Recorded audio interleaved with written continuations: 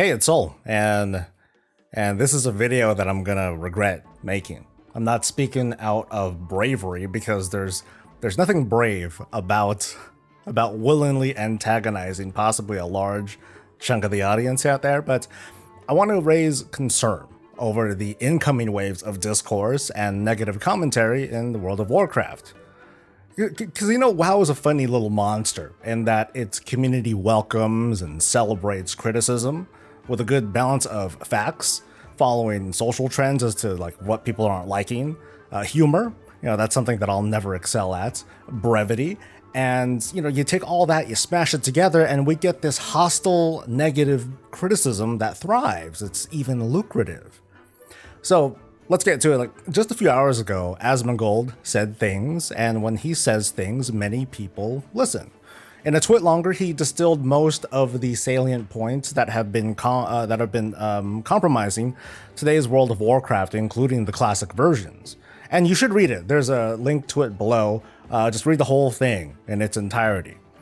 I'm not going to do any justice by summarizing, but in short, according to him, there are problems with the game at a leadership and a planning level. Conveniences like skips and account-wide trades, quality of life stuffs that are coming soon, they should have been put in place at the very beginning. We see the same inconveniences that an unknown number of players don't like with the farming and the time gating, while we see risks that aren't given enough latitude to mature. Think of like Warfront, Islands, and right now Torghast. There's a lot more that he goes on about, but all of it sounds familiar if you look at Twitter and forum posts and other stuff. But on an almost personal level, he goes on to say that the developers are both incompetent and malicious when creating these systems.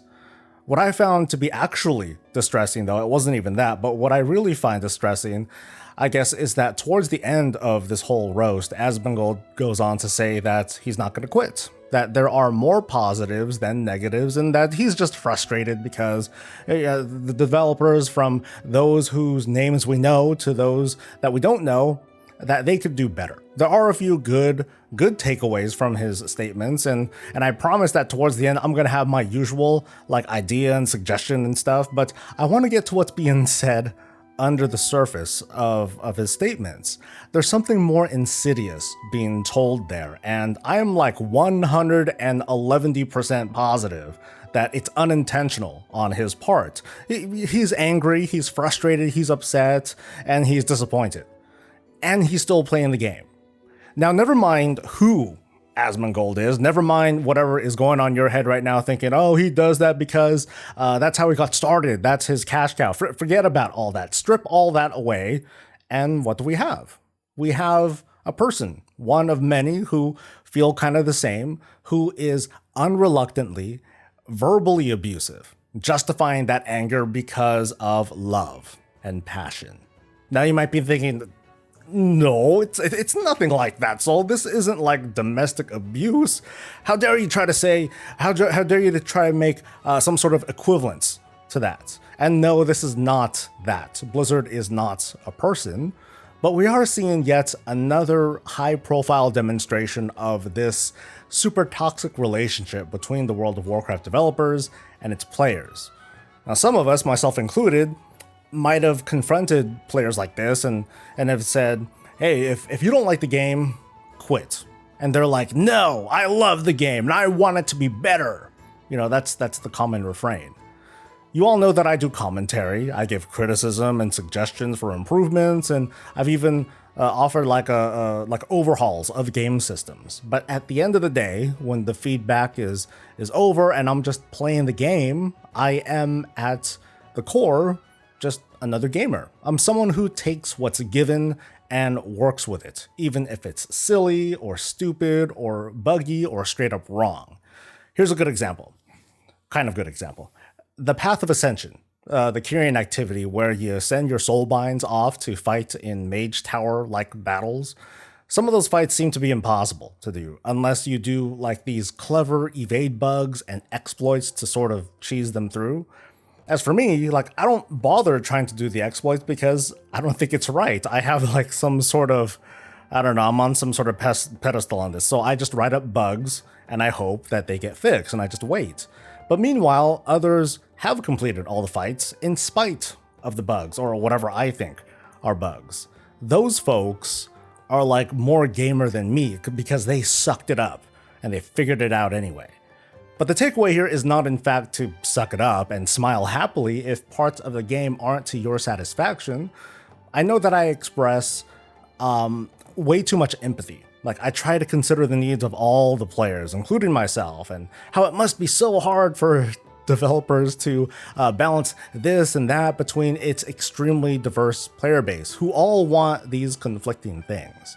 Blizzard is not a person, but it is made of people who put thousands of hours into these things that we consume in just a few hours. Despite his good feedback, I don't think Asmongold's underlying tone sends the right message to other fans on why it's okay to be outwardly hostile, using love or passion as an excuse. And again, I don't think that what he's trying to do here is intentional.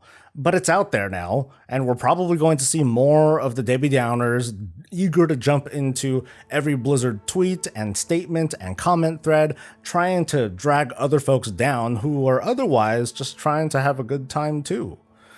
My dislike button here is probably going to get a lot of exercise.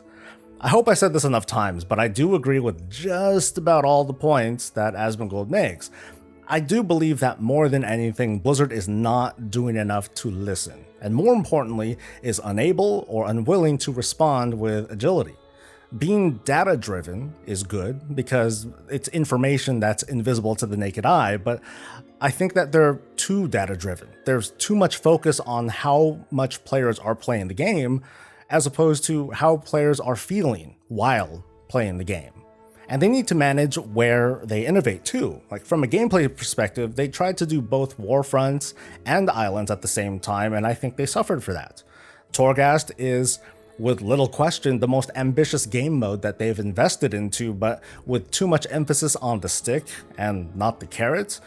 And thanks to not so stellar first impressions on live because of that, when it's all said and done, this might be another abandoned project by the next expansion when it really didn't have to be. But enough of those platitudes. Like, at the end of his statement, Asmongold said to the developers to stop fucking around, and to the players to stop accepting dog shit. And I totally get it. But the person in me demands that I also give the respect and courtesy that I think I deserve. Otherwise, I don't know how we'd be able to work together otherwise. I don't expect anyone to listen to me if I regularly come off as hostile or ungrateful. I'm not talking about anyone specifically, but that's sort of the vibe that I get whenever I see the Warcraft Twitter person post anything and then it looks like it's blood in the water. So I have a suggestion to Blizzard. This is a pretty impossible request, but I hope that we can see where we can meet in the middle on this. Basically, do more to discuss with the players, not just talk at us in an announcement or respond to our feedback on a stream when it's too late to pivot. What I mean is to regularly reach out between, I don't know, like some top players, players who are well known, people who have a pulse on their segment of the community, ex-players, I don't know, and basically make a focus group. Give these people a seat at the table, or like the end of the table, you know, so they can learn from just like a gameplay standpoint what is coming down the pike. And then they can give their feedback from their perspectives, whether it's unified or not, to help the game's development be more based on feedback and not just data or guesses.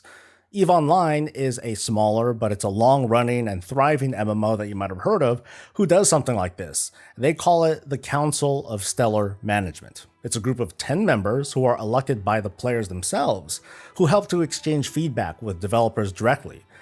And it doesn't mess around either. Like, these members, they sign like non-disclosure agreements and they learn like early stage information about upcoming features, as well as in-development info on what would soon be announced. It sounds really cool. Like, it also has its own code of conduct. There's term limits, so no one stays there for too long. And I really don't know how effective this would be for the world of Warcraft. Like, imagine if the voting was so unregulated, it was just like the top 10 WoW streamers advocating for all the players. But I'm just mentioning this as a jumping off point for what Blizzard can do to be more connected to its players, because right now it's not where it could be. And that's all I gotta say. You can hate on me all you want if you think that I personally attacked you or your boy. I just want the game to be better too. But I'm not gonna lose myself to negativity doing it. I'm just gonna be who I am.